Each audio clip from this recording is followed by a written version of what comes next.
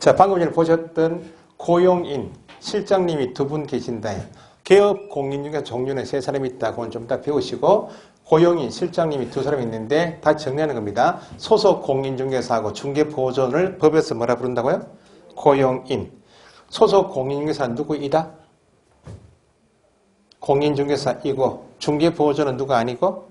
공인중개사 아닌 것.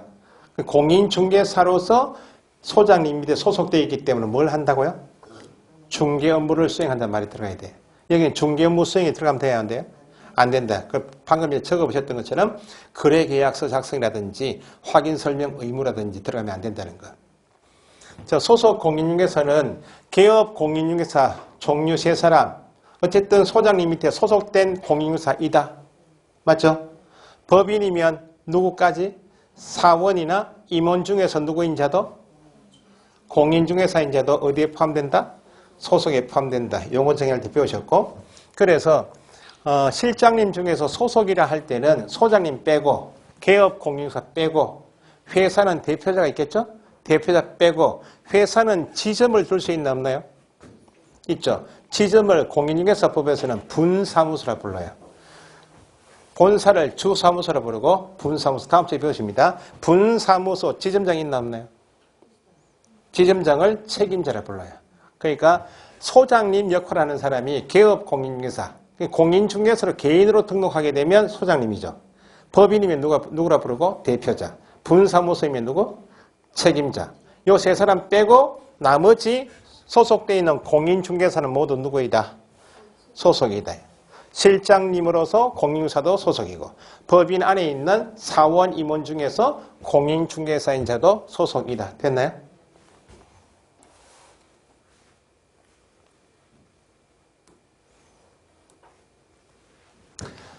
자, 계속적으로 이제 개업 공인중개사 소장님 종류가 몇 사람이라고요? 세 사람입니다. 세 사람. 개업 공인중개사 종별이란 개념을 법에 씁니다. 종별.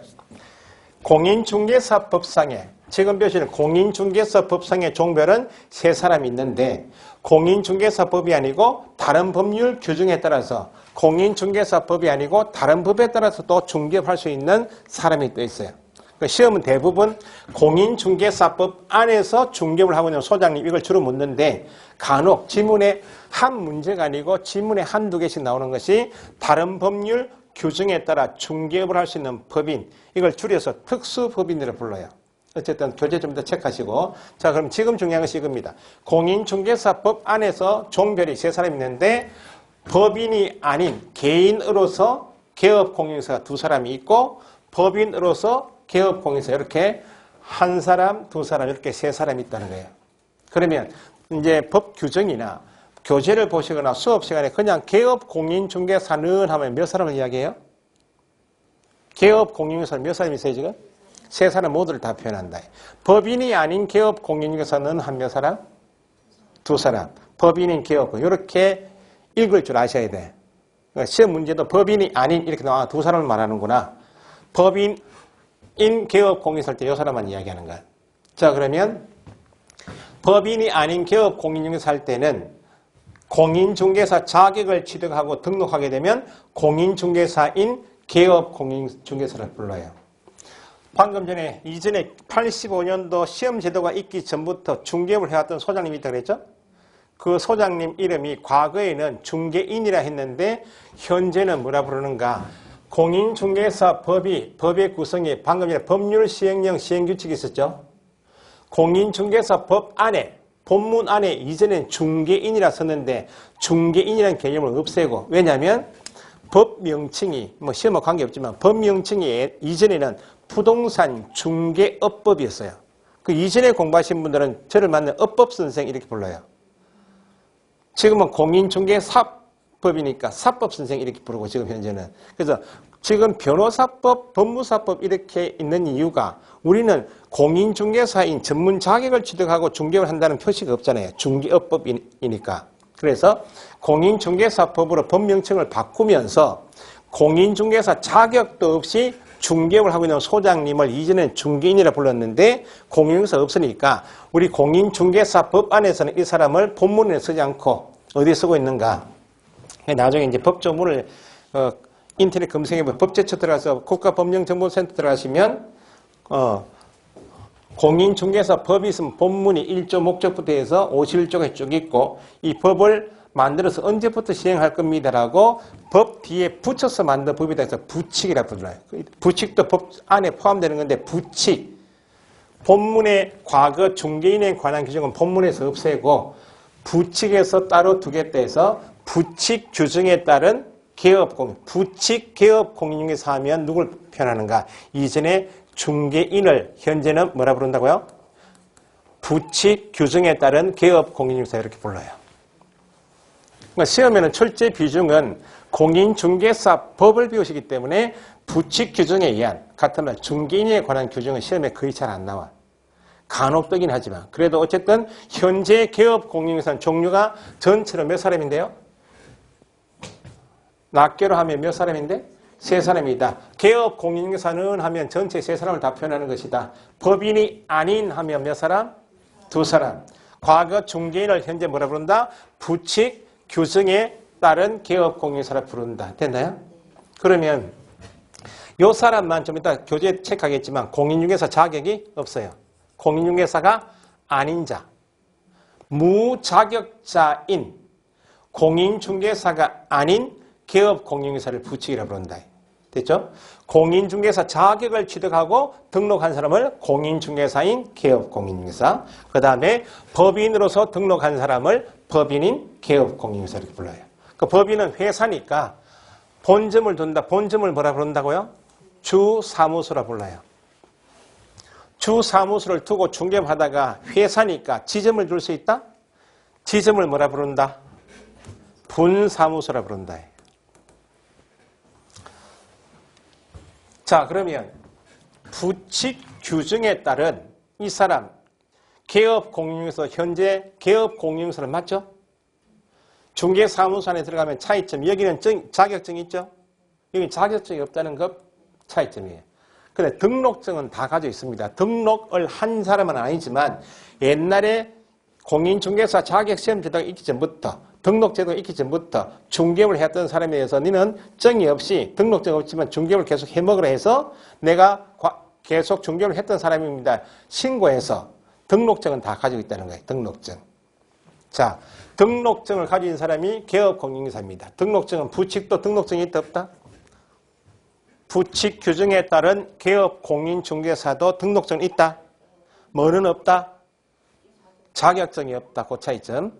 자, 그러면 여기서 개념이 법인도 사람이다. 사람입니다. 법에서 절차 거친 사람, 법에서 사람 만드는 게 법인이에요. 그러니까 민법이나 등기법 가시면 법인 설립하려면 정관 작성하고 설립 허가 인가받고 등기하게 되면 본점 소지에서 등기하면 그때 사람이 되는 거예요. 그럼 법인은 등기부가 있다 없다? 있습니다. 그 나중에 법인이 오면 법인 등기부 볼 줄 아셔야 돼.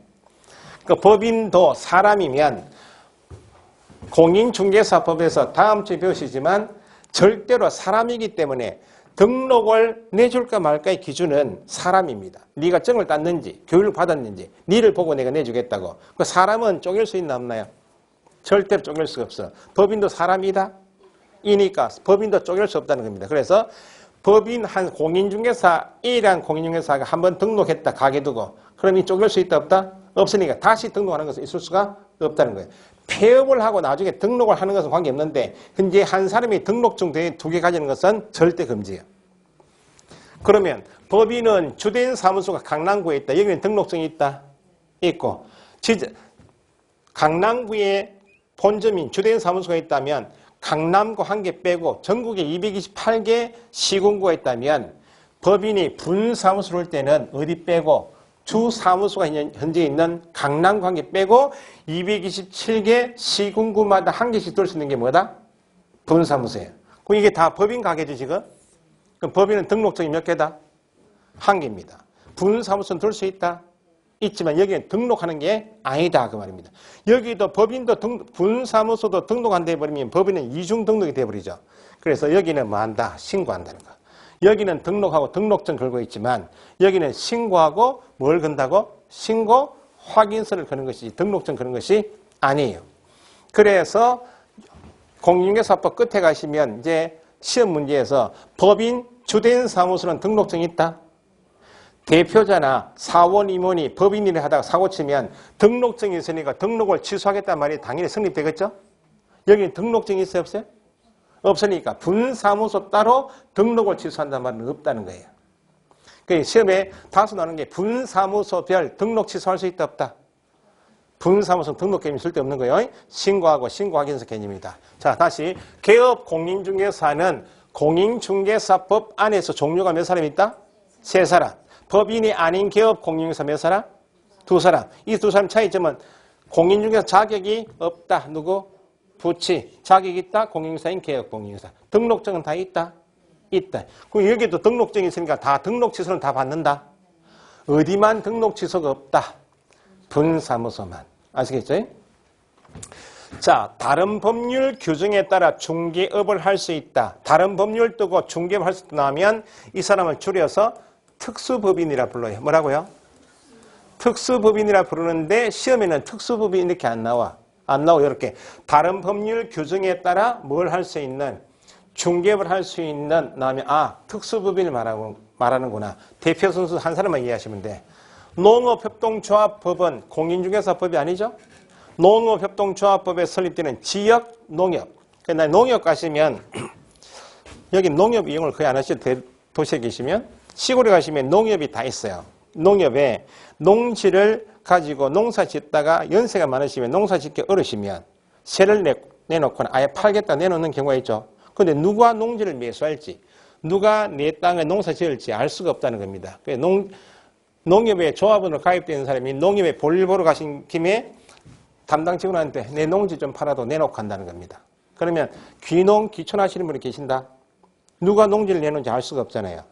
그러면 농협에 가서 조합원 가입하면서 이제 이 동네에 농지 나온 거 있으면 물어보겠죠. 그럼 농협이 다른 물건이 아니고 농지 한 개에 대해서만 조합원 간에 뭐 해준다고? 매매, 교환, 임대차 중개한다는 거예요. 그 농협은 본업이 중개업입니까? 본업이 중개업이 아니에요. 본업은 아니에요. 부수주를 하기 때문에 이 사람은 특혜를 좀 주겠다는 거예요.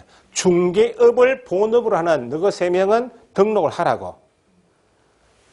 여기는 농협인, 다른 법률 규정에 따라 중개업을 할 수 있는 법인인 농협은 농지 한 개에 대해서 조합원끼리만 매매, 교환, 임대차 요만큼 중개하니까 등록할 필요 없이 중개업해도 관계없다는 거예요. 등록할 필요가 없으니까 다음 시간에 배우시겠지만 법에서 등록을 하기 위해서 갖춰야 될 기준도 있는데 여기는 기준을 갖춰야 되겠죠? 여기는 농협은 기준도 갖출 필요가 없다. 그래서 시험에 나오는 것이 농협은 주된 사업이 중개업이 아니기 때문에 공인중개사법에 있는 규정을 다 갖춘다. 갖춰갈 필요가 없다. 등록할 필요가 없고 기준 갖출 필요가 없고 다음 시간 가시면 쭉쭉쭉 갖출 필요가 없는 것이 뭐인가를 배우시는 게 농협이다 보시면 돼. 자, 부칙은 무자격자인데 중개업을 본업으로 한다. 개업공인중개사이니까 자격은 없지만 그럼 이 자격을 가진 사람하고 자격이 없는 사람하고 중개업을 하는 것은 똑같은데 여기는 차등을 좀 둬야 되겠다. 무자격자인 상태에서 기득권만 인정해서 중개업을 할 수 있게 해줬기 때문에. 그지? 그래서 대표적인 게 여기 부산광역시 동래구에 이 3사람의 가게가 있다 할 때 자격을 가지고 등록한 이 공인중개사인 개업 공인중개사하고 법인은 가게는 부산광역시 동래구에 있지만 물건은 전국에 있는 물건을 다 중개돼요. 지역 제한이 없다는 거예요. 근데 부칙은 부산광역시 동래구에 부칙 사무소가 있다면 부산광역시 안에 있는 물건만 중개해야지 타 지역에 있는 물건 중개하다 걸리면 영업정지야.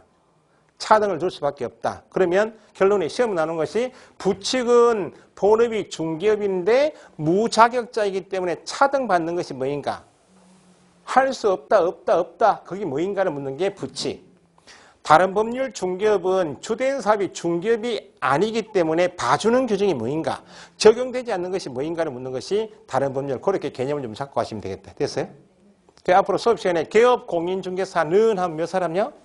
3사람. 법인이 아닌 하면 몇 사람? 2사람. 다른 법률 중개업하면 누굴 말한다? 그렇게 알고 계시면 돼. 됐죠?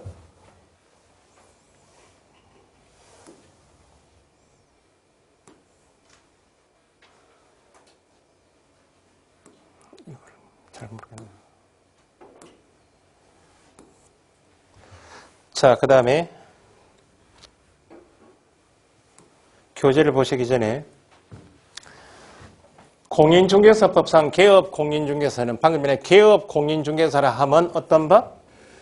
이 법, 공인중개사법에 의하여 뭐한 자? 등록을 한 자가 개업공인중개사이죠.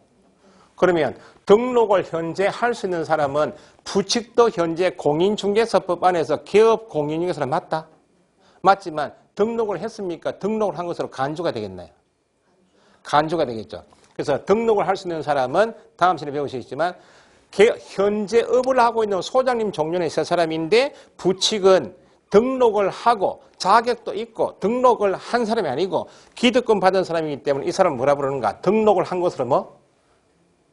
등록을 한 것으로 보는 자, 간주되는 사람이다. 차등받는다 그랬죠? 차등을 받는 업무 지역은 전국이 아닙니다. 사무소 명칭에 공인중개사 들어가면 되겠어요? 안 되겠어요? 차등받는 것이 뭐인가? 이걸 묻는 것이 부칙 문제. 등록을 할 때 등록을 한 자는 이 사람은 등록을 한 자가 아니고 등록을 한 것으로 뭐? 보는 자고. 그러면 중개사무소의 개설 등록을 한 개업공인중개사는 누구하고 누구? 공인중개사하고 법인인 개업공인 두 사람이 등록을 했다 이렇게 합니다. 이 사람은 등록을 한 것으로 보는 자. 그래서 부칙, 규정에 따른 개업공인중개사면 과거의 중개인이다. 등록한 것으로 보는 자도 부칙을 말하고. 됐어요? 무자격자로서 개업공인중개사도 누굴 말하고? 과거 중개인을 말하고. 부칙, 무자격자, 등록한 것으로 보는 자는 다 똑같은 말이에요. 그러니까 시험에 무자격자인 개업공인중개사 이렇게 나온다는 겁니다. 개업공인중개사인데 무자격자는 누굴 말한다? 부칙을 말한다. 동의어를 조금 알고 계실 필요가 있다. 됐습니까?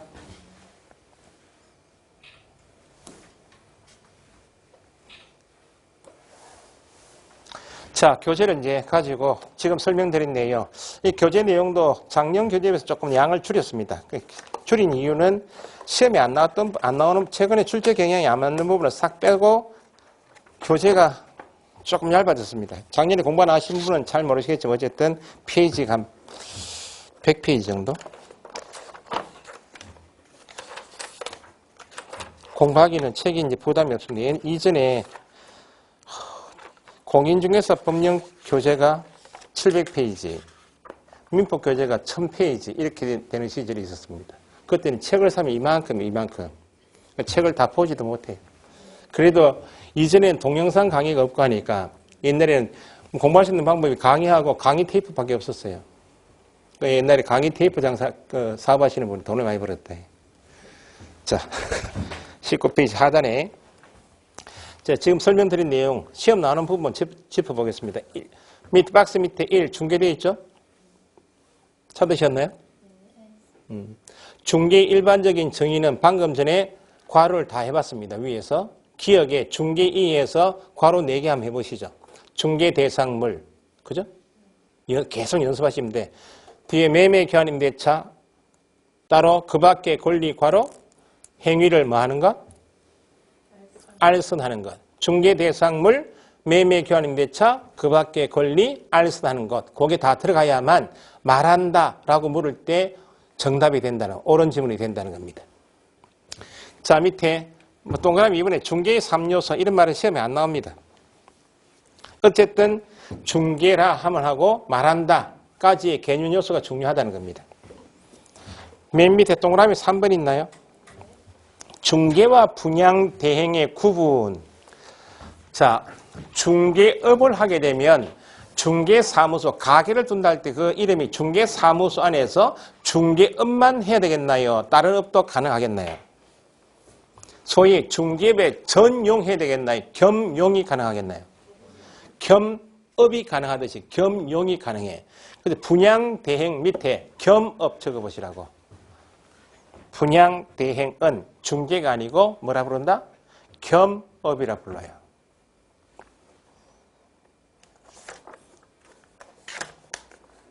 됐나요? 그 정도 적고 넘기시면 돼요. 다음 시간에 겸업 내용을 다시 배우십니다. 20페이지 맨 위에 상단에 중개행위의 성격 그런 말 있나요?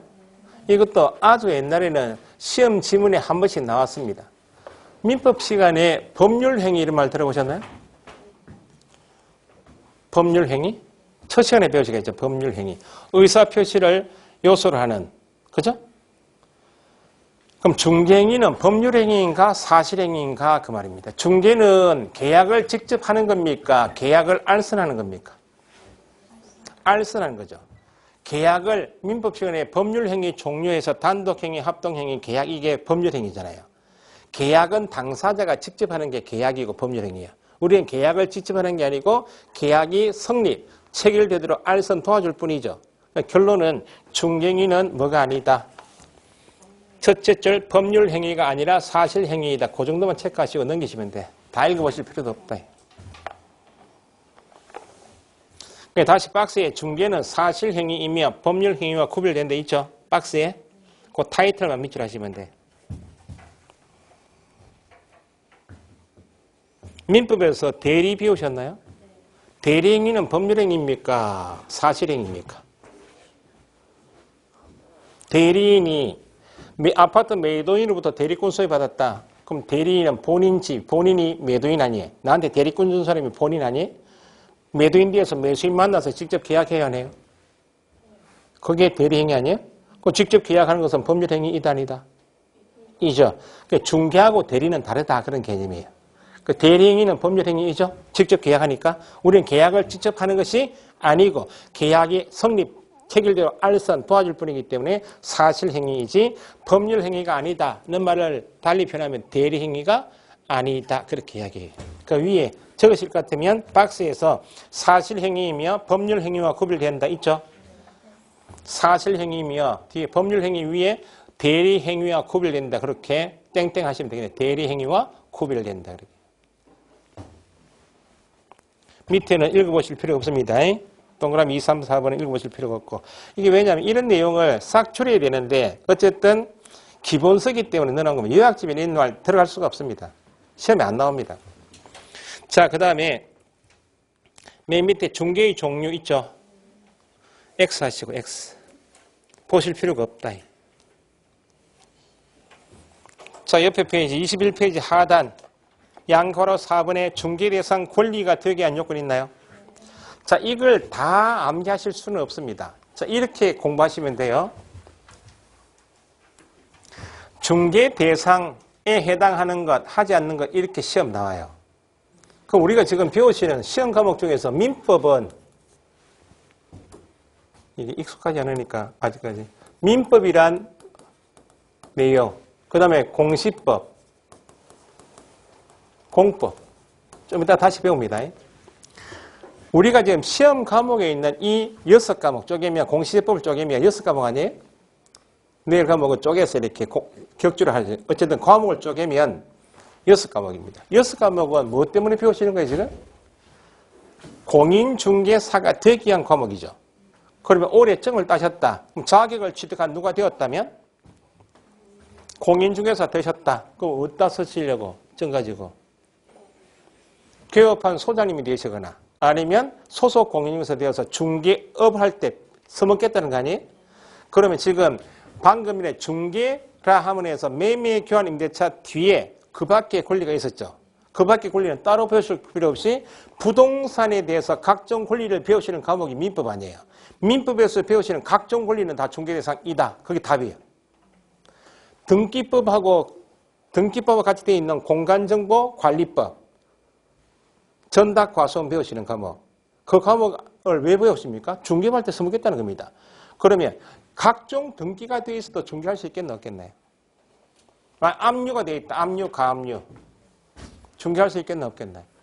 등기법을 배우시면 왜 등기를 합니까? 등기부란 공적 장부에 왜 등기, 가압류, 압류 이렇게 하는 이유가 뭐겠어요? 건조당 잡아서 담보 잡았으면 건조당 설정, 채권채권 이렇게 하잖아요? 이거 왜 하겠어요? 매매할 때 매수인 네가 위험하니까 알고 하라. 경고 의미밖에 없어요. 압류가 걸려있다고 해서 가압류가 걸려있다고 해서 매매를 금지한다? 아니에요. 거래 위험을 미리 알리겠다. 경고입니다. 그래서 공시법이잖아요. 공시하겠다. 밖으로. 알고 하라. 그런 취지예요. 압류가 걸려도 매매할 수 있다 없다? 있습니다. 건조당이 담보 잡혔다. 매매해야 하네요. 하죠. 다 똑같은 거예요. 각종 등기가 되어 있어도 매매를 금지하는 것은 아니에요. 각종 등기가 되어 있어도 중개할 수 있다 없다. 중개 대상물입니다. 토지 대장이나 임야 대장 보시면 지목이라고 배우십니다. 지목, 전답, 과수원 해서 쭉 28가지 배우시는데 전답, 과수원이 등록되어 있다. 매매해요, 못해요? 그 전답, 과수원, 지목을 28개 나눈 이유도 국가기관에서 세금을 쉽게 매기 위해서 전답, 과수원은 좀 비싼 거 이렇게 주된 용도에 따라서 이름을 붙인 것밖에 없지 매매를 할 수 있다 없다? 있다. 매매 가능하면 매매를 중개할 수 있나 없나요? 있다는 겁니다. 그러니까 최근에 있으면 양의장으로 등록된 토지 매매할 수 있어 없어요? 있습니다. 중개 대상이다 그 말입니다. 공법이라는 과목을 배우시면 국토계획법 배우시면 용도, 지역, 지구, 구역 배우시죠? 용도, 지역, 지구, 구역. 예를 들면 개발 제한 구역에 개발 제한 구역으로 지정되었다. 매매할 수 있어 없어요? 이거죠. 실물하면 그거 누가 삽니까? 이렇게 이야기하죠. 그린벨트를 묶겠으면 누가 삽니까? 란 말하고 매매할 수 있습니까? 라는 말하고 같아야 달라요? 다릅니다. 개발 제한 구역이 있다. 100만 평이 있다. 이전에 제가 중개한다고 여기 99만 평이 나왔는데 99만 평 매매를 하면 지금 선생 하겠어요? 안 하겠어요? 그때 돈 벌었으면? 안 하겠죠. 다른 일 하겠지. 그런데 거기를 매매하러 가보니까 산 중간쯤에 가서 그 동네 어디 구서동 쪽인가? 산 중간에 몇십 년 전부터 정착을 사는 사람이 있어요. 시효치르겠다 민법 배우시면 주장하니까 그 사람 이전을 하려 보니까 한 가구당 1억씩을 달라는 거예요. 그것만 해도 50가구 같으면 50억이잖아요. 그 매매가 진행이 안 됐어요. 용도, 지역, 지구, 구역 대표적으로 겁을 많이 먹으시는 개발 제한 구역이다. 는 말은 매매를 못합니다는 말입니까? 아니면 네 땅인데 개발을 제한하겠다. 마음대로 건축하지 마라. 라고 이용할 때 제한을 가하겠나요? 이용할 때. 용도, 지역, 지구, 구역은 매매를 금지하겠다는 아닙니다. 단지 그 땅은 도심지 인근에 있기 때문에 개발을 제한하겠다. 마음대로 건축하지 마라. 라고 이용의 제한을 가할 뿐이지 매매할 수 있다는 겁니다. 매매할 수 있으면 매매를 중개할 수 있나 없나요? 있다는 겁니다. 그래서 결론은 좀 이따가 중개대상으로 다시 나오겠지만 민법에서 배우시는 각종 권리는 중개대상이다. 공시법에서 배우시는 등기법에서 배우시는 각종 등기가 되어 있어도 28가지 지목이 등록되어 있어도 공법시험에 배우시는 각종 용도, 지역, 지구, 구역이어도 매매 가능하다. 매매 가능하면 매매를 중개할 수 있다 없다? 있다는 겁니다. 그래서 지금 밑에 중개 대상이 되기 위한 요건 있죠? 그냥 땡땡 하시고 민법상 각종 권리는 중개 대상이다 적으세요. 민법상 각종 권리는 중개 대상이다.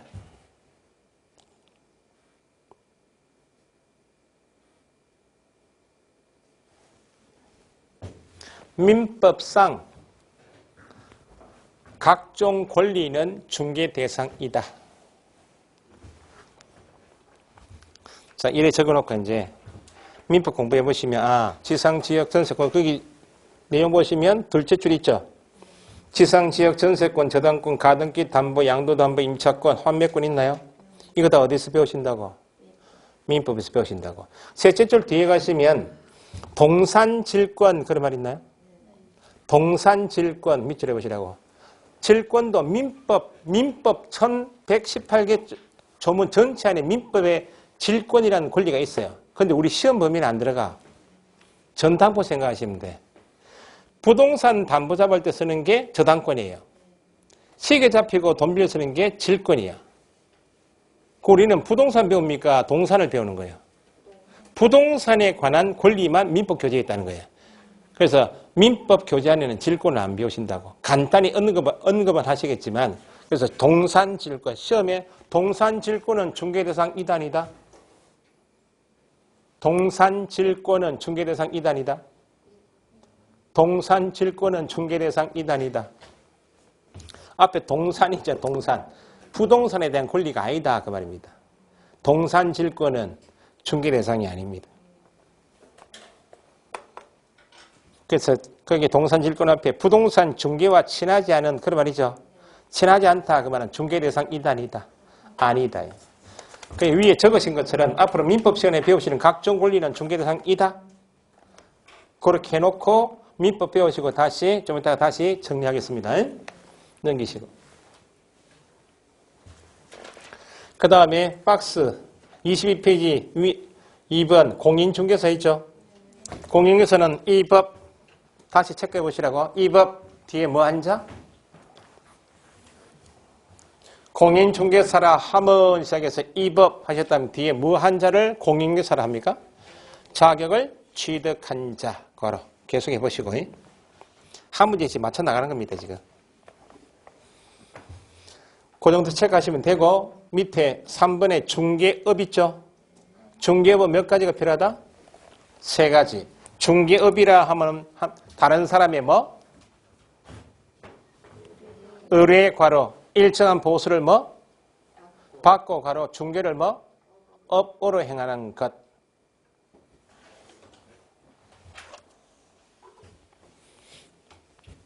그래서 셋째 줄 뒤에 가보시면 따라서 있나요? 우연한 기회에 단 1회 밑줄. 우연한 기회에 단 1회하고 보수도 받았어. 업인가요? 아닌가요? 우연한 기회에 단 1회한 것은 중개업으로 볼 수는 없다. 끝에 있죠? 넷째 줄 끝에? 박스에 업의 의미 있나요? 첫째 줄 중간에 알선 중개를 뭐? 업 동그라미 업으로 한다 하면 동그라미 3개 해보시고 반복 동그라미 계속 동그라미 영업 동그라미 반복 계속 영업으로 중개하는 것을 의미한다고 해석하여야 할 것이므로 반복 계속 영업이라는 단어가 나오면 뭘 표현하는 말이다? 중개업을 표현하는 것이다. 됐죠? 그래서 방금 전에 체크하신 것처럼 박스에서 밑에서 둘째 줄 우연한 기회에 단 1회 밑줄 밑에서 둘째 줄 우연한 기회에 단 1회 건물 전세 계약을 중개하고 보수를 받았다. 보수 받았습니다는 말이 체크 아니에요. 그 문제 푸실 때 나중에 말씀드리겠지만 끄트머리에 중개를 업으로 한 것이라 볼 수 없다. 밑줄.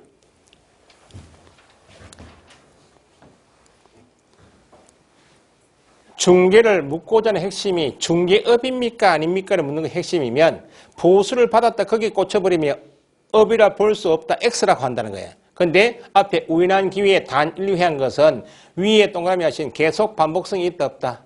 없으니까 업이 아니다 그 말입니다.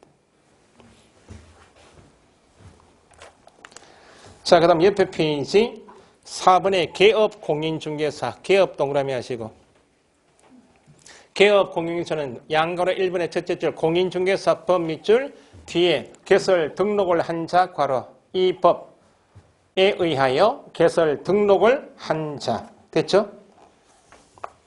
그래서 방금 전에 PPT 자료 보셨듯이 양가로 2번에 개업 공인중개사의 종별 밑줄 법에서 종류를 종별이라 부릅니다. 몇 사람이 있다? 3사람이 있다.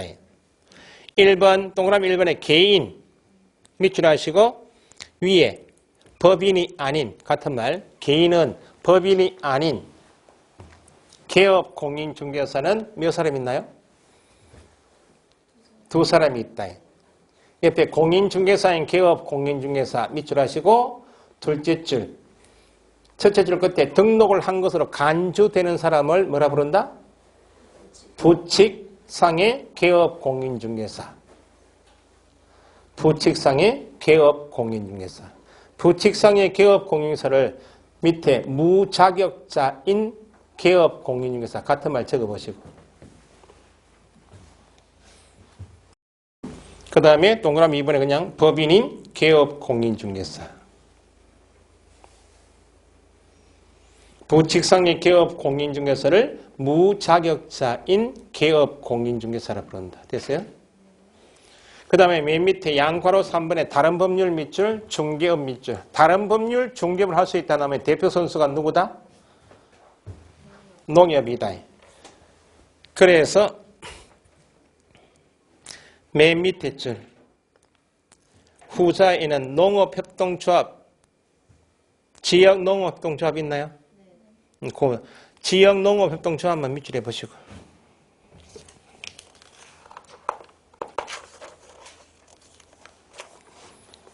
넘겨보시면 24페이지 박스가 있죠. 특징만 잡으시면 돼요. 박스에서 개업 공인중개사 밑에 세 사람이 있죠. 중간에 부칙상의 개업 공인중개사 있나요? 차등을 받는다. 부칙은 차등 받아야 안 받아요?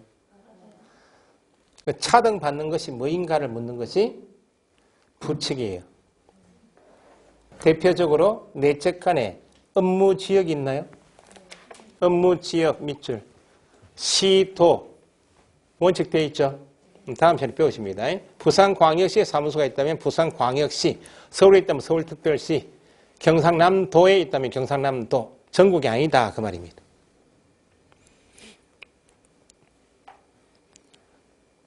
그 다음에 맨 우측에 특수법인 있죠. 밑에 지역농업협동조합 밑줄. 지역농업협동조합은 주된 사업이 중개업이 아니니까 적용되지 않는 거, 봐주는 규정이 뭐인가를 묻는다. 그죠? 그 대표적으로 두 번째 칸에 등록을 해야 한다. 등록이 필요 없다. 등록 불료돼 있죠. 필요 없다. 밑줄 하시고 셋째 칸에 등록 기준이 적용된다. 적용되지 않는다.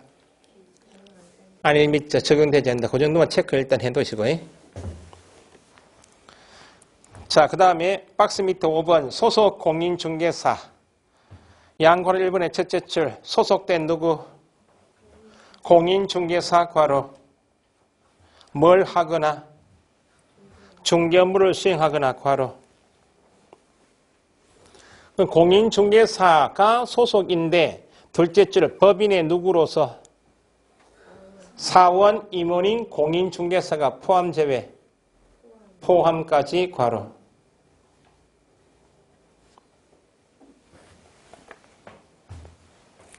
그 다음 옆에 페이지 중개보조원. 중개보조원은 첫째 줄 누가 아닌 자. 공인중개사 아닌 자 괄호. 아닌 자기 때문에 뒤에 현장 안내 일반 서무는 가능하다. 현장 안내 일반 서무 괄호. 그걸 뭐라 부른다? 단순한 업무 밑줄. 그러니까 뭐는 못한다고요? 중개보조원 개념적 옆에 중개 업무 수행 X 다시 적어보시라고. 중개 업무 수행이란 말이 들어가면 틀리고 확인 설명 의무 들어가면 돼야 안 돼요? 확인 설명 의무 X 거래 계약서 작성할 수 있어 없어요? 거래 계약서 작성 X 그런 말이 중개보조원 개념 정의에 들어가면 틀린다.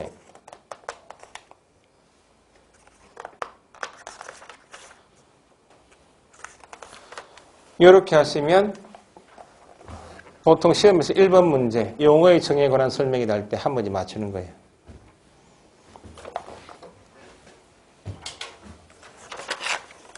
수업을 다른 과목은 다 1시 50분인데 1, 2, 3, 4월까지는 제가 이론 기본서를 떼야 되기 때문에 수업을 1시 반에서 1시 40분 사이 끝내야 됩니다. 대충 하면 끝낼 수 있는데 1시까지. 1시까지 적어 놓으셨다고 1시 반에서 1시 좀 빨리 5월 요약 정리나 기출문제 들어가면 수업을 조금 줄입니다. 다른 과목은 계속 하시겠지만 수업량을 조금 줄여드릴 필요가 있다고. 1시 20분, 1시까지는 안 합니다. 1시 20분 안에 끝낼 건데 어쨌든 4월까지는 1시 반에서 1시 40분 정도 생각하시면 돼요. 4월까지 열심히 하시면 고생 끝났다 생각하시면 돼요. 진짜 고생이 끝난지 몰라도 어쨌든 끝났습니다. 자, 이렇게 해서 한 문제 끝나고 잠시 쉬었다 하죠. 쉬었다가 중개 대상물 하겠습니다.